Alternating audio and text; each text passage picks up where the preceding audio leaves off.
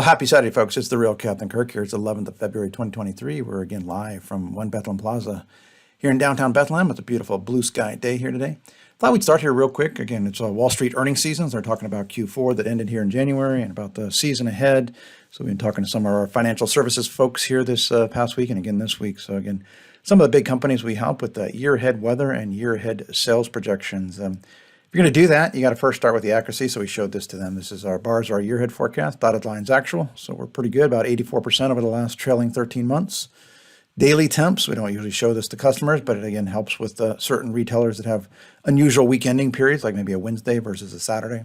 And again, you see it did really well capturing the big cold snap in December and this fall, and then the very warm January and even February here. So, and then weekly precip here, about 86%. So bars are dry, greens are wet, dotted lines the actual. So again, pretty good. If you can get that right, the next step would be to try to predict something. A lot of folks are familiar with NOAA's month ahead product. This blue line is our year ahead forecast versus their month ahead forecast. So even though we're a year ahead, we're outperforming them by about 85% over the last 16 or so years.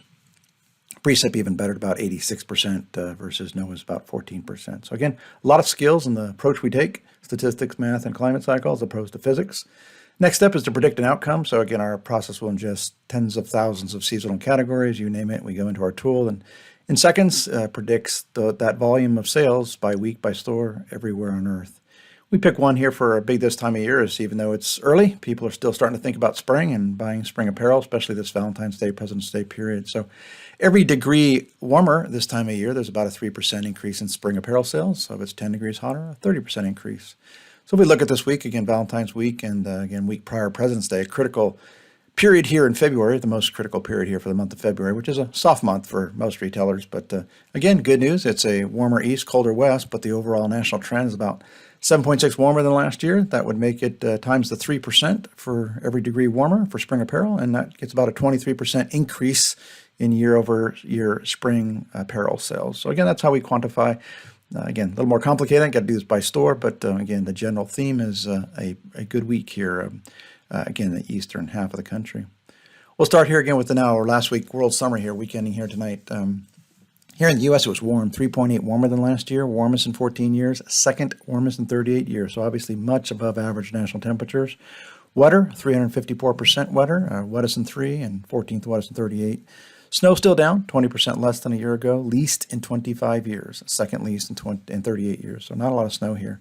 Similar warm trends, warmest in 10 up in Canada. Cold there in Europe, finally cooled off, colder than last year, 13th coldest in 38 years. Maps since up left are the trends versus average. Snowfall, again, we're kind of trickling down here. We're still just barely above last year's low levels, 4% more than a year ago, 19% below average, 10th least in 38 years. So a lot of snow in the Rockies and the Plains and maybe interior New England, especially Buffalo, obviously, but not much since their big blizzard here sometime in the past here. If we look at these weekly snowfall trends here now for the past 2 winters, so chart far left is last year's winter. So we had a very slow start a year ago with not much snow in November, December. Then January was very snowy and March was pretty snowy. Even April was snowy by April standards.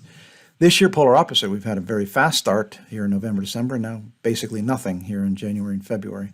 Those trends will probably reverse. We do believe we'll have another snowy March here in the U.S. So again, hang on, snow lovers. There's hope here as the season winds down. One of the reasons for the hope is just the polar vortex you see is pretty symmetrical to start here in this period, but then looks to get pretty ragged and sheared apart here. That's good news if you like potential cold and snow, because as it gets weaker, it allows that cold to move from the Arctic down into hopefully the Americas. Again, if you like cold and snow, we do believe this will sync up here with our March year-ahead forecast that suggested a colder, snowier March. So good signs here, just in the short term, looking at this polar vortex. Look at this week here, Valentine's Day week here, again, coming up. Here, week ending 18 February. Here in the U.S., 3.8 warmer than last year, warmest in 5, 13th warmest in 38 years. So tale of two halves, hot east by February standards and cold west. Going to get a system moving through the Midwest plains from Colorado to Wisconsin here, Wednesday, Thursday time frame. Maybe a little overdone there in Iowa and Minnesota. Probably a good swath of 4 to 8 plus inches of snow. Don't think we'll see any 12 plus inches, maybe very few spots. But again, a decent moderate storm midweek.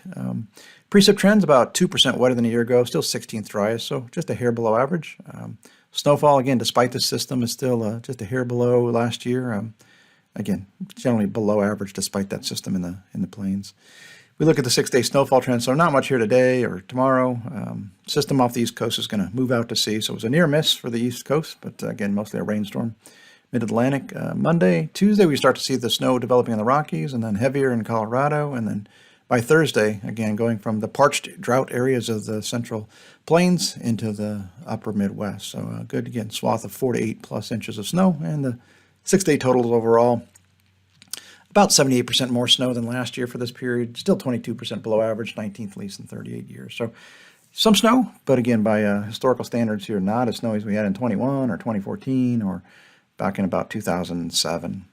We look at next week, which is President's Day week, again, another critical period here. So generally this time of year, warmer, drier is better, and we kind of have that. So it's 7.6 warmer than last year. Warmest in 5 years, 8th warmest in 38 years. Still cooler west and warm east.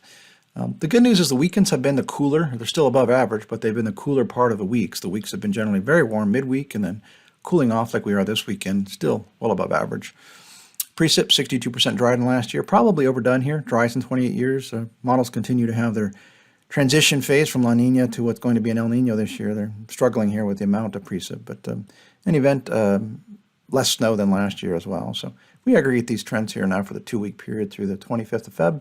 Again, general theme is warm east, cold west. You can see that Canada's cooling off. So again, signs of the polar vortex is coming.